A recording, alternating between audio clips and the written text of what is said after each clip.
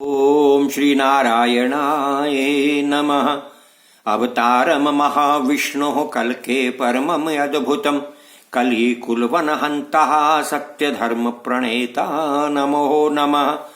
ओम सुमति सुताय विद्महे निष्कलंकाय धीमहि तन्नो कल्कि प्रचोदयात्। श्री कल्कि नारायणाय नमः। श्री हनुमते नमः। भगवत भक्तों, जय श्री कल्कि। अब तक की कथा में आपने श्रवण किया कि भगवान श्री कल्कि नारायण रमा जी को साथ लेकर के अपने संभल ग्राम वापस आ गए हैं। संभल नगरी चारों ओर से बहुत सुंदर ढंग से सजी हुई है और वहां रहते हुए उन्होंने सभी राजाओं को उचित उचित राज्य का भार सौंपा है और स्वयं माता पिता के साथ रहते हुए रमा और पद्मा जी के साथ गृहस्थ आश्रम में स्थित हो परमानंद में रहने लगे हैं। अब इससे आगे की कथा। सूत जी कहने लगे, हे शौनक आदि ऋषियों, इस प्रकार संभल ग्राम में रहते हुए भगवान श्री कल्कि नारायण जी को कुछ समय व्यतीत हुआ।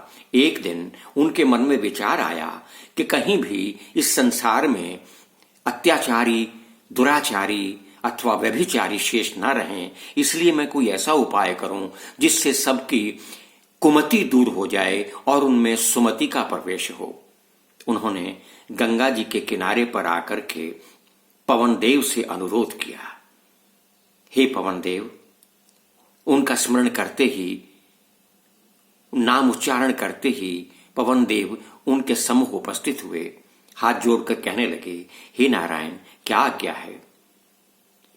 मैं विशाल शरीर धारण करता हूं और तुमसे अनुरोध है कि मेरे शरीर को स्पर्श करते हुए संसार के समस्त जीवों को स्पर्श करें।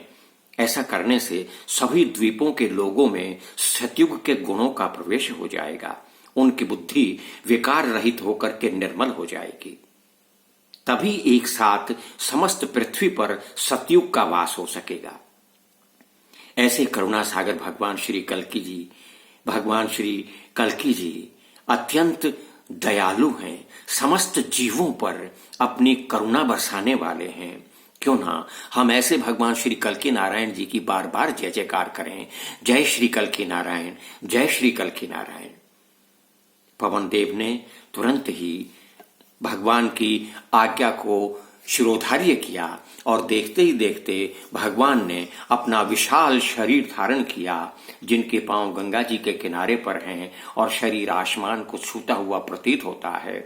पवन पूर्व की ओर से चली है पवन देव, बड़े वेग से पवन चलाई है देव ने और समस्त ब्रह्मांड में श्री कल्कि जी का स्पर्श करके अपनी पवन को प्रसारित किया है, चारों ओर फैलाया है, जिससे जीवों को सुमति प्राप्त हो गई है। जो लोग घरों में बैठे थे वो भी सुगंधित पवन का आनंद लेने के लिए घरों की छतों पर चढ़ गए हैं, बाहर निकल आए हैं, बाग बगीचों में खड़े हो गए हैं और इस प्रकार 2.5 घड़ी तक भगवान के शरीर को स्पर्श करके पवन देव ने अपनी पवन को समस्त संसार में फैलाया है। लेकिन कलयुग तो पाताल में अपने स्वामी राजा बलि के पास जा छिपा था, इसलिए उस पर कोई उसका प्रभाव हो ही नहीं सका है। जिस क्षेत्र में कली छिपा हुआ था वो क्षेत्र शेष रह गया है। परम पावन नैमिषारण्य में ऋषियों के विशाल समूह को सूत जी महाराज भगवान विष्णु के दशम अवतार श्री कल्कि जी की कथा श्रवण करा रहे हैं। हे प्रभु भक्तों, ऋषि शौनक ने सूत जी से पूछा, हे परम ज्ञानी तत्वज्ञ, भगवान वेद व्यास के परम शिष्य श्री सूत जी महाराज, राजा शशिध्वज भगवान की माया की स्तुति करने के बाद कहां चले गए और ये माया की स्तुति कैसी है? कृपया हमें भी तो बताइए। श्री विष्णु की कथा और माया में कोई अंतर नहीं है, फिर भी हे सूत जी, हमें माया की उस स्तुति से अवगत तो करा दीजिए। शौनक आदि मुनियों ने जब जिज्ञासा पूर्ण ऐसे वाक्य कहे तो सूत जी कहने लगे, हे शौनक मुनि और सभी श्रेष्ठ मुनियों, सुखदेव जी महाराज के सम्मुख महर्षि मार्कंडे जी ने भी माया की स्तुति जानने की इच्छा प्रकट की थी और सुखदेव जी महाराज ने जो स्तुति मार्कंडे जी को सुनाई है, मैंने भी वहां उसका श्रवण किया है। वही स्तुति मैं तुम्हें सुनाता हूं जिसके श्रवण करने से मनुष्यों की समस्त कामनाएं पूर्ण होती हैं और संसार के समस्त ताप दूर हो जाते हैं। वही माया स्तोत्र मैं तुम्हें सुनाता हूं। मार्कंडे जी के प्रश्न का उत्तर देते हुए सुखदेव जी ने कहा था, हे महर्षि, श्री विष्णु के परम भक्त महाराजा शशिध्वज ने अपना भल्लाट नगर त्याग करके संसार से मुक्त होने के निमित्त माया के स्तोत्र का गान किया है। हे ऋषियों, वही स्तोत्र अब मैं तुम्हें श्रवण कराता हूं। ओम ह्रींकारां सत्वसारां विशुद्धां ब्रह्मदीना मातरं वेदबोध्यां तन्वीं स्वाहां भूततन्मात्र कक्षां वंदे वंद्याम देव गंधर्व सिद्धये।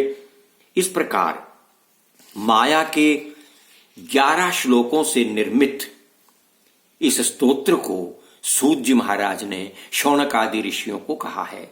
मायास्त्वमिदं पुण्यं शुकदेवेन भाषितम् मार्कण्डेय देवाव्यापी सिद्धिं लेभे शशिध्वजः कोकामुखे तपस्तप्त्वा हरिं ध्यात्वा वनान्तरे सुदर्शनेन निहतो वैकुंठं शरणं ययो।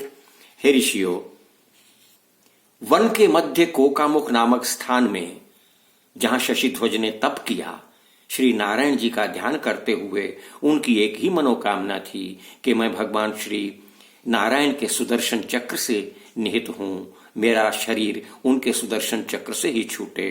तो वो परम वैरागी शशिध्वज तप करते करते सुदर्शन चक्र आया और सुदर्शन चक्र में निहित हो गए। जिस प्रकार राजा परीक्षित ने अपना शरीर त्यागा था, उन्हें आभास नहीं हुआ, उसी प्रकार राजा शशिध्वज भी सुदर्शन चक्र में निहित होकर के भगवान के बैकुंठ धाम में चले गए हैं।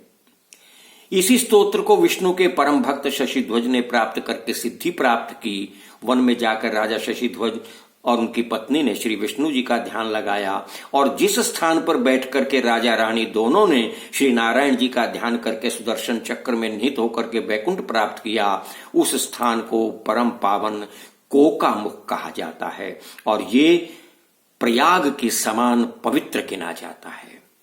आज की कथा इतनी ही, बाकी कथा अगले एपिसोड में। तब तक के लिए जय श्री कल्की, जय श्री हनुमान।